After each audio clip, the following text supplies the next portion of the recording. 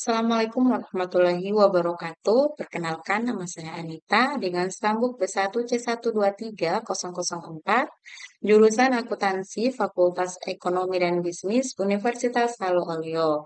Jadi pada video kali ini kita akan membahas soal yang akan menggunakan fungsi average, multi-if, fungsi if, cara mengurutkan data, dan penggunaan lookup. Jadi, kita langsung saja pada praktiknya. Di sini kita masuk pada aplikasi Excel. Ya. Pada sheet 1 di sini kita akan membahas tentang soal yang akan menggunakan fungsi average, multi-if, dan fungsi if, serta cara mengurutkan data. Nah, di sini terdapat juga arahan atau ketentuan yang akan mempermudah kita. Di sini termasuk seperti kayak langkah-langkah. Nah, di sini ada arahan pertama di sini. Carilah nilai rata-rata dengan cara menambahkan nilai Windows, Word, Excel dibagi 3 atau menggunakan fungsi average. Nah, di sini ada kolom rata-rata, nilai rata-rata. Jadi, di sini kita kasih masuk saja rumus average untuk mencari rata-ratanya.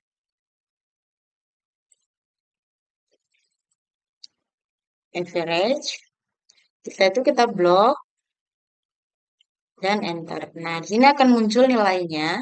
Setelah itu kita tarik ke bawah. Nah, di sini terdapat juga arahan kedua. Formatlah angka nilai rata-rata dalam bentuk tanpa desimal. Nah, karena di sini nilainya desimal, kita buat dalam tanpa desimal. Nah, kita blok lagi nilainya. Setelah itu di sini ada decrease desimal. Nah, di sini kita klik saja sampai nilai desimalnya menghilang. Setelah itu, kita masuk pada kolom grade di sini. Kita lihat lagi pada ketentuan ketiga. Buatlah grade lebih besar 80 sama dengan A, lebih besar 70 B, lebih besar 60 C, dan kurang dari 60 sama dengan D. Jadi di sini kita menggunakan rumus multi-if. Tinggal kita kasih masuk rumusnya, logical test, kita blok nilai di sini, nilai rata-rata. Lebih besar 80, dia sama dengan A. Setelah itu kita kasih masuk lagi rumusnya, blok lagi nilainya. Lebih besar 70 sama dengan B. Kita kasih masuk lagi. Lebih besar 60. Ya, sama dengan C.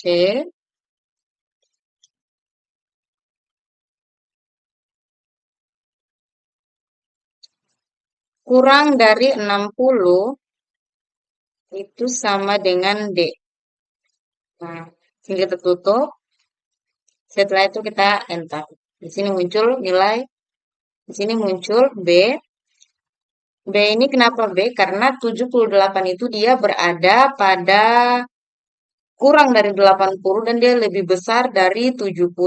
Setelah itu kita tarik ke bawah. Ya, muncul seperti ini. Setelah itu pada kolom keterangan. Pada kolom keterangan di sini kita lihat pada ketentuan 4.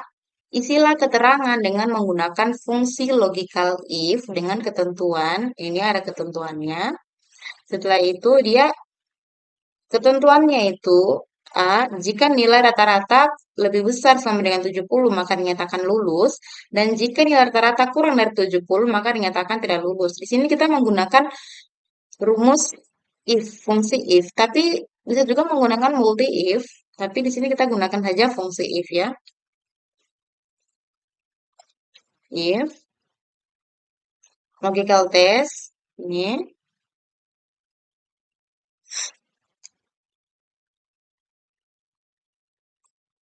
lebih besar sama dengan 70, lebih besar sama dengan 70. Setelah itu, kita ketik di sini lulus, tidak lulus.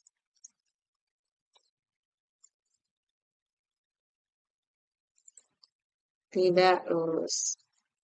Ya.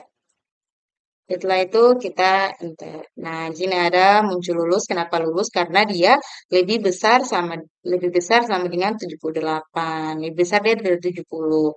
Nah, setelah itu kita tinggal tarik ke bawah. Nah, di sini ada satu yang tidak lulus. Kenapa? Karena dia nilai rata-ratanya itu berada di bawah 70. Nah, di sini kan ada ketentuannya. Jika nilai rata-rata lebih kecil 70, maka dinyatakan tidak lulus. Makanya di sini 65 itu dia tidak lulus. Nah, setelah itu disusun dulu di sini.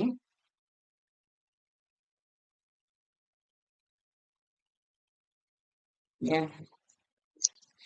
Nah, pada arahan kelima, urutkan data berdasarkan nama siswa secara ascending.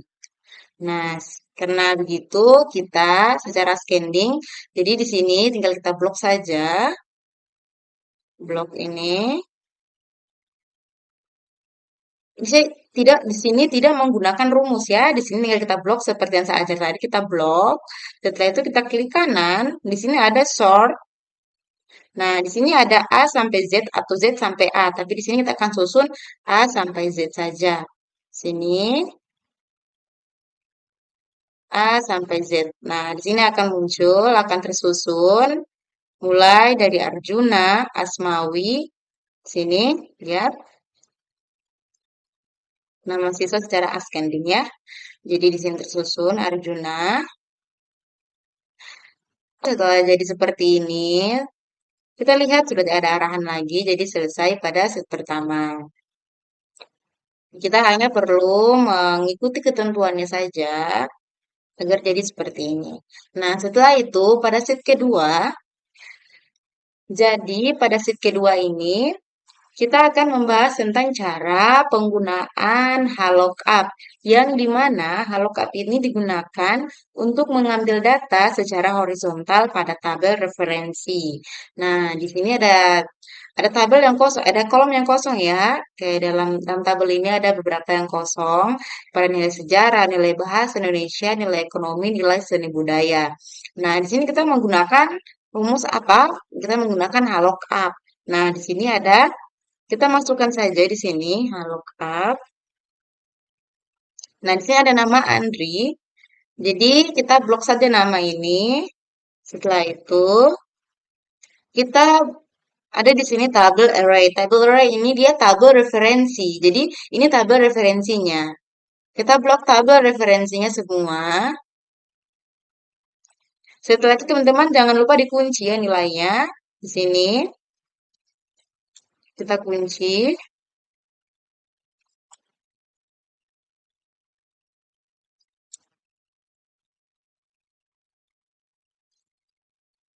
Nah, setelah itu row index 6. Row index 6 ini maksudnya nilai sejarah ini berada pada baris keberapa? Lihat, nilai sejarah dia berada pada baris kedua. Kenapa kedua? Karena kan baris pertama nama siswa. Jadi nilai sejarah itu dia berada pada baris kedua. Jadi di sini kita klik 2, setelah itu 0 dan kita enter. Nah, di sini muncul nilainya, lihat 70. Nah, setelah itu kita tarik ke samping. Nah, seperti itu. Setelah itu yang kedua, di sini ada nilai bahasa Indonesia. Nilai bahasa Indonesia sama, kita masukkan saja nilai rumus HLOOKUP-nya. Seperti tadi, Andri juga. Setelah itu kita blok lagi di sini tabel array, tabel referensi kita blok. Sama seperti tadi, jangan lupa kita kunci.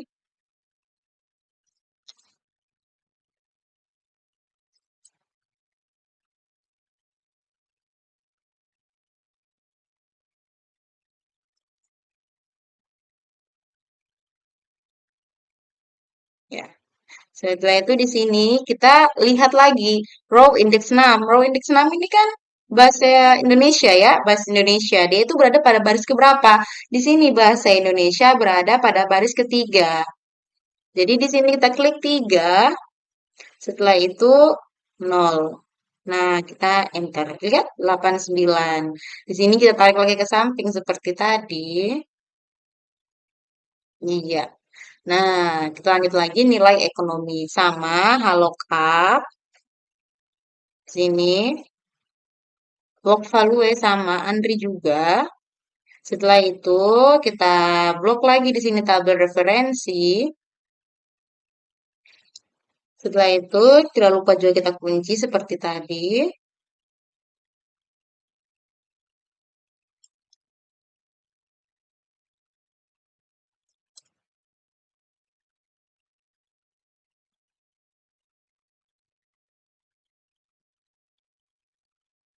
Ya, kita kunci. Nah, ROC indeks 6 sama seperti tadi, tapi nilai ekonomi itu berada pada baris keberapa? Di sini kan nilai ekonomi berada pada baris keempat.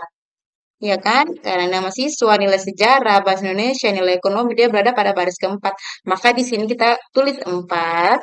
Setelah itu 0. Nah, kita enter. Lihat 85. Setelah itu kita tarik lagi sama seperti tadi di sini. Nah, muncul lagi. Setelah itu nilai seni budaya. Sama seperti tadi, look up lagi. Nah, kita di sini log value Andri. Setelah itu tabel referensi. Ini. Tidak lupa lagi. Oh, mohon maaf, kita ulang. Di sini kan kita sudah kasih masuk ke lookup, log value, kita klik Andri. Setelah itu, kita klik lagi tabel referensi. Nah, setelah itu, tidak lupa juga kita kunci sama seperti tadi. Kita kunci.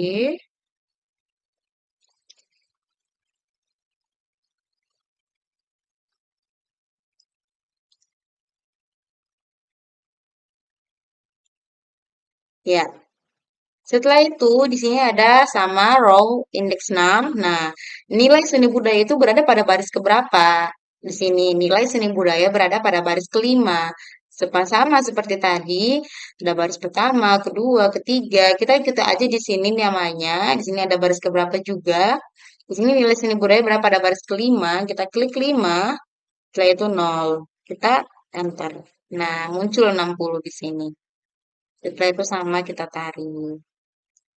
Nah, di sini kalau mau merapikan juga boleh kita rapikan.